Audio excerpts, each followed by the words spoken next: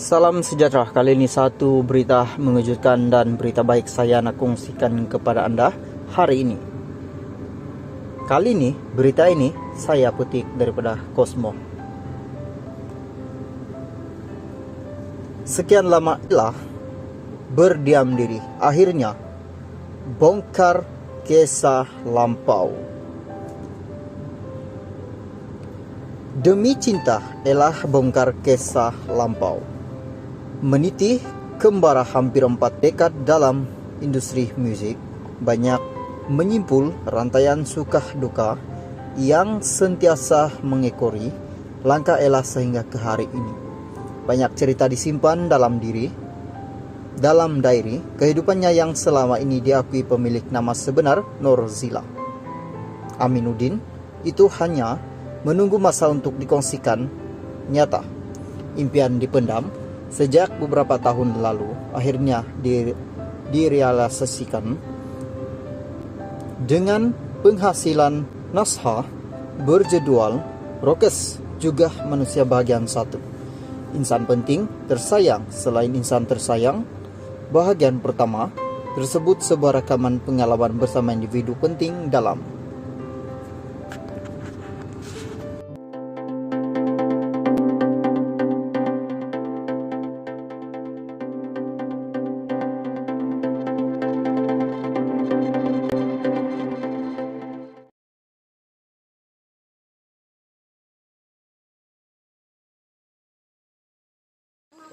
Salam sejahtera. Kali ini satu berita paling mengejutkan saya nak kongsikan kepada anda hari ini. Berita ini saya petik daripada Utusan Malaysia. Selepas Hatan mengeluarkan kata-kata kesat kepada penyampai radio, ini pula terjadi kepada Hatan. Hatan diugut bunuh Santau istri. Petaling Jaya, istri kepada penyanyi Datu Hatan, mendedahkan suaminya bukan saja menerima kecaman dan makian daripada segelintir warganet, malah turut diugut bunuh dan santau. Datin Arini 52 mendedahkan suaminya itu turut dihina sehingga ada yang menyamakan penyanyi Maligai Syadu dengan Firun kerana sikap riaknya seperti yang didakwa. Walaupun ramai yang meminta saya untuk memberi penjelasan, tetapi bagi saya tidak perlu. Tak apalah, biar saya simpan sendiri cerita sebenar. Hanya saya dan keluarga yang mengenali dia. Menitik juga air mata saya membaca komen-komen, tetapi sebagai seorang istri, saya perlu kuat dan sentiasa berada di belakang suami. Apapun baik buruk dia, tetap suami saya.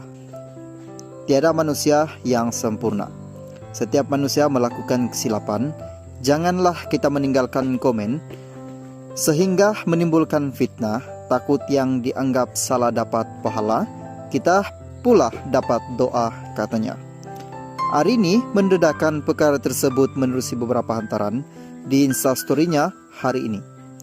Hatan baru-baru ini menerima kecaman teruk susulan kontroversi dia menempelek pembaca berita Astro Awani yang dikatakan tidak membuat kajian sebelum bertanya soalan mengenai pemergian Mael Ekspedisi. Penyanyi berusia 58 tahun itu dikatakan berlagak sombong dan biadab ketika menyekolahkan pembaca berita tersebut secara langsung. Dalam pada itu Arini menambah, Hatan tidak membaca sebarang komen atau di-reject message dalam kurungan DM yang dihantar warganet kerana dia menguruskan akun media sosial suaminya. Saya yang memuat naik video dan juga Instagram dia. Sekarang saya letak akun itu dalam mode privasi. Saya tak mau kamu semua tambah dosa. Kalau nak komen, itu adalah pilihan Anda. Tinggalkan komen di ruang yang disediakan kongsinya. Istri kepada penyanyi memburu rindu itu turut memuat naik tangkap layar beberapa kecaman maki dan ugutan yang diterima menerusi DM. Sehingga kini Hatan tidak memberi sebarang penjelasan berhubung insiden tular tersebut.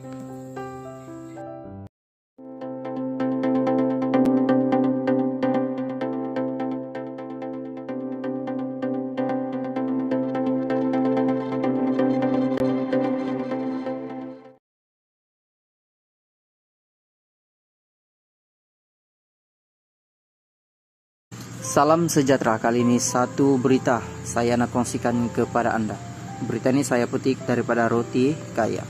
Sebagai anak sulung tentu sangat kecewa dengan apa yang berlaku Sheila Hamzah. Baru-baru ini hangat diperkatakan mengenai kemelut rumah tangga, membabitkan ibu bapa penyanyi Sheila Hamzah yaitu Datu Endi Lala dan Datin Fauzia Sarman. Malah Sheila Hamzah juga kelihatan jarang memuat naik status maupun berkongsian di media sosial sekaligus menimbulkan tanda tanya netizen. Memetik harian Metro, Sheila berkata sebagai anak sulung sudah pasti dia kecewa dengan apa yang berlaku, namun dia berdamai dengan takdir dan tidak menyalahkan mana-mana pihak. Tak kira beberapa banyak sokongan yang diterima disebabkan perkara ini pernah berlaku kepada diri sendiri. Apa yang saya boleh katakan, kekuatan itu perlu datang daripada diri sendiri. Diri sendiri perlu bersedia menerimanya. Kita boleh usaha dan ikhtiar mencari kebahagiaan kita. Tapi tiada siapa yang dijanjikan kesempurnaan dan keabadian dunia. Saya redah dan berdamai dengan apa jua keadaan, berdamai dengan takdir. Sebagai anak sulung sudah tentu sangat kecewa dengan apa yang berlaku. Tapi dalam masa sama saya tidak akan menyalahkan mana-mana pihak. Ini karena apabila ia berkaitan dengan perhubungan, maka akan ada dua jalan tengah, sama ada untuk berdamai atau sebaliknya. Pilihan di tangan masing-masing, katanya. Dalam pada itu Sheila berkata dia sudah lama melalui kekecewaan dan setiap keputusan yang dibuat dalam dunia ini datang dengan akibat yang turut melibatkan masa mendatang. Kita kena menjalani kesan daripada apa yang kita putuskan, kena terima dengan hati terbuka kerana itu pilihan kita. Sebagai anak sulung jujurnya saya dah tiada apa-apa rasa. Saya dah lalih sebab anak nomor sulung. Saya dah lalih sebab anak sulung adalah anak yang nampak semua benda secara keseluruhan. Jadi kalau nak cakap terlalu kecewa, saya dah lalui kekecewaan saya dah lama. Cuma yang lain-lain baru merasai. Saya dah rasa selama